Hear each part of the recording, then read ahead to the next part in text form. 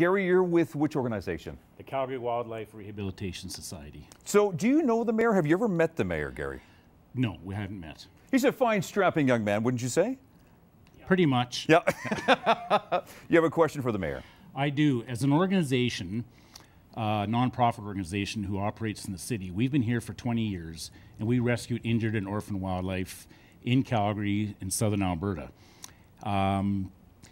We get probably 2,000 311 calls every year.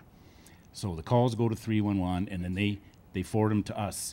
And yet we have not been able to get any attention from the city of Calgary to help fund our operations. We basically scrape by every year. And what can we do to do that? And by the way, wasn't that an area that used to be handled by the Calgary Zoo?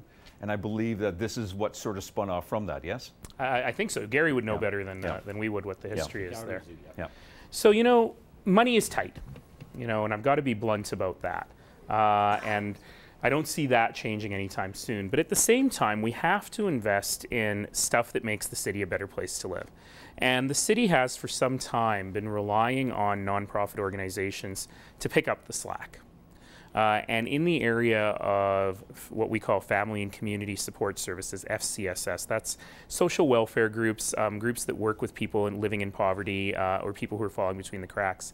We sort of have come to a world where, although that is a provincial government responsibility, we as a city think it's important enough that we should be funding it. And in fact, we're funding it at a greater level than our agreement with the province has us funding it.